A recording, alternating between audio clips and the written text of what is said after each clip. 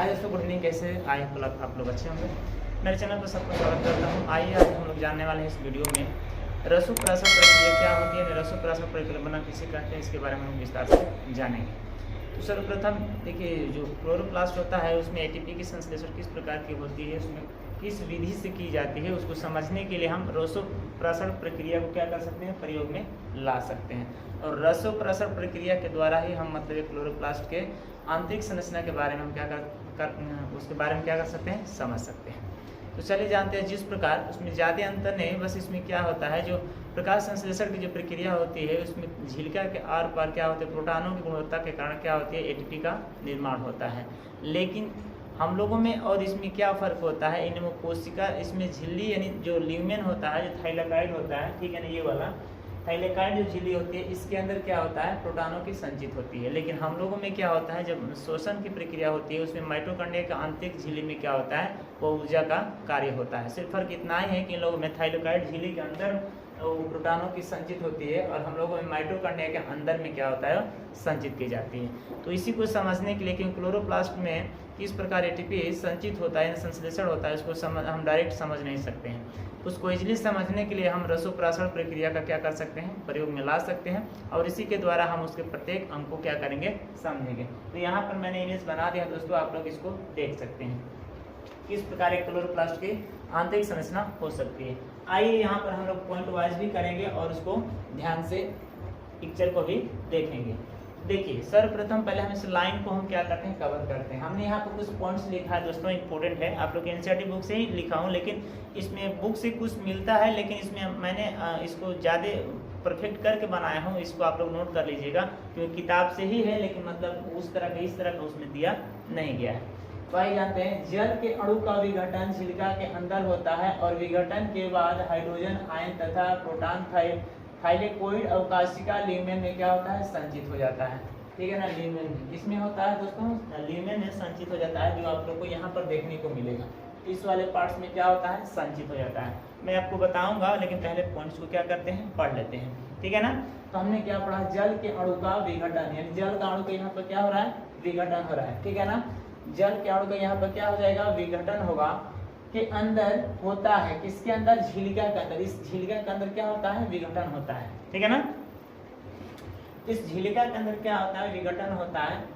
विघटन के बाद हाइड्रोजन आयन तथा प्रोटॉन थाइलेकोइड अवकाशिका ल्यूमेन में क्या होता है, संचित होता है। ये जितने हाइड्रोजन आयन है ना, जो मतलब कि इसमें अवकाश, इसमें से जो विघटन के बाद जो हाइड्रोजन बनेंगे वो क्या बनेंगे, प्लस के बनते हैं। ठीक है ना, तो जितने ये सब क्या है, प्लस हाइड्रोजन के हैं। ठीक है ना, ये सब कहाँ आकर स्थित होते हैं, ल्यूमेन में, अवकाशिका में।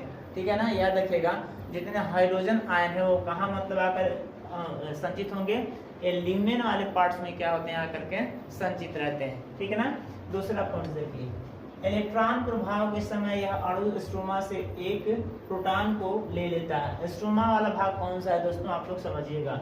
इसके जो पीछे वाला जो भाग है, यानी बाहर वाला जितने सब भाग आपको इसमें नहीं दिखाई देंगे, लेकिन जो बाहर वाले जितने भाग हैं वो सब क्या है, स्ट्रोमा के नाम से जाना जाता है। और इसमें प्रोटॉनों की संख्या कम होने लगती है जब इसमें क्या होता है, प्रोटॉनों की संख्या बढ़ती है। तो वही कह रहा है कि इलेक्ट्रॉन प्रभाव के समय, इलेक्ट्रॉन जब प्रभावित होते हैं उस समय क्या होता है, अणु स्ट्रोमा से एक प्रोटॉन को ले लेता है। इसके अणु की जो संख्या होती है उसमें से एक प्रोटॉन क्या करता है, उसमें अणु की संख्या को अपने पास ग्रहण कर लेता है और इलेक्ट्रॉन को झिल्ली के भीतरी स्थित इलेक्ट्रॉन वाहक को दे देता है। यानी झिल्ली के अंदर जो इलेक्ट्रॉन जो मतलब वाहक होते हैं, जो मतलब इलेक्ट्रॉन दौड़ने वाले होते हैं, गति करने वाले होते हैं, उसको क्या करता है, उसको ले जाकर के प्रदान कर देता है और अपने आप को क्या करता है, मुक्त कर लेता है। और अपने आप को यहाँ से क्या कर लेगा, वो मुक्त कर लेता है, क्योंकि उसके पास पहले से क्या है, वो कम है और कम होने के कारण मतलब एक अणु को क्या करता है, ग्रहण करता है और वो ले जा करके इलेक्ट्रॉन जो वाहक होते हैं उसी को ले जाकर क्या करता है, वह प्रदान कर देता है। आइए तीसरे पॉइंट को देखिए, एनडीपी रिडक्स एंजाइम स्ट्रोमा में स्थित होता है। यह कहाँ स्थित होता है, एनडीपी रिडक्स जो एंजाइम्स होता है दोस्तों, इसी के पास स्ट्रोमा यानी बाहर वाले आवरण में क्या होता है, वो एंजाइम स्टोरेज होता है, उस पार्ट्स में क्या होता है, स्थिर होता है। को इलेक्ट्रॉन यहाँ पर स्ट्रोमा के स्थित होते हैं, PS1 से आने वाले इलेक्ट्रॉन्स को ग्रहण कर प्रोटॉन यानी PS1 से आने वाले जितने क्या है, ये PS1 है दोस्तों, याद रखिएगा। PS1 से जितने आने वाले इलेक्ट्रॉन्स हैं उसको क्या करता है, उसको ग्रहण करके और प्रोटॉन NDPH, ठीक है ना, NDPH, यहाँ पर NDPH प्लस को NADPH प्लस H आयन में क्या करता है, बदल देता है।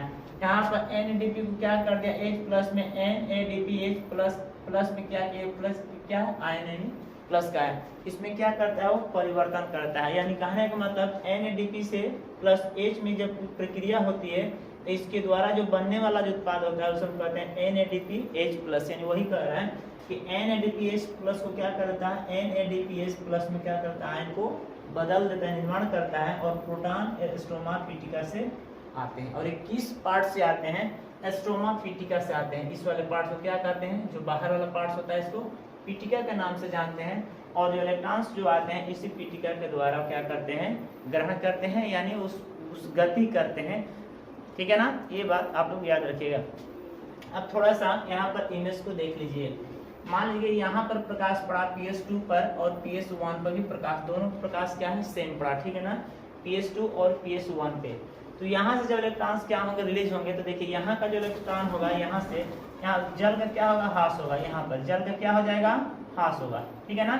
और यहाँ पर क्या होता है, यहाँ जो इलेक्ट्रॉन्स होते हैं ये बाहर की तरफ निकलने लगते हैं, और ये जो यहाँ का जो PS2 का है ये अंदर की तरफ निकलने लगते हैं। सिर्फ इस तरह समझिएगा, जब प्रकाश दोनों पे सेम पड़ता है PS2 और PS1 पे, तो PS1 के इलेक्ट्रॉन्स बाहर की तरफ गति करने लगते हैं और PS1 के इलेक्ट्रॉन्स बाहर की तरफ गति करने लगते हैं और PS2 के इलेक्ट्रॉन्स अंदर की तरफ गति करने लगते हैं, जिसके कारण क्या होता है, H2 यानी जल का क्या होता है, हाइड्रोजन क्या होता है, विघटन होता है, और हाइड्रोजन जब विघटन होता है तो हाइड्रोजन H प्लस आयन का बनाता है, जो कि वह अवकाशिका ल्यूमेन में आकर के स्थित हो जाता है, ठीक है ना।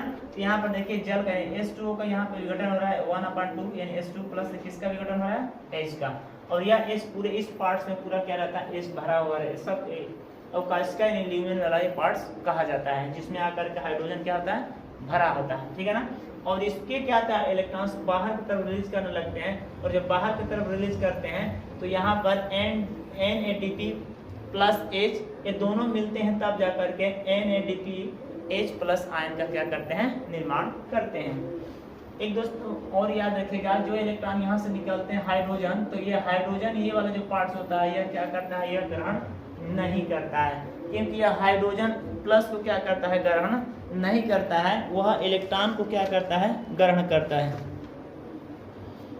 क्या करता है, इलेक्ट्रॉन को ग्रहण करता है। इसको साइक्लोक्रोमो B6F के नाम से जानते हैं, यह कभी भी याद रखिएगा, यानी H प्लस को क्या करता है, अवशोषित नहीं करता है, सिर्फ किसको अवशोषित करता है, इलेक्ट्रॉन को क्या करेगा, ग्रहण करता है, H प्लस को ग्रहण नहीं करता है। तो इसीलिए जितने इसमें H प्लस जाते हैं, यानी हाइड्रोजन जो भी जाता है वो यहाँ से रिलीज होकर के इस अवकाशिका ल्यूमेन में आकर के संचित हो जाता है, और इसमें का जो इलेक्ट्रॉन्स निकलते हैं वो बाहर की तरफ निकल करके और NADP और H मिल करके क्या बनाते हैं, NADPH प्लस आयन का निर्माण करते हैं।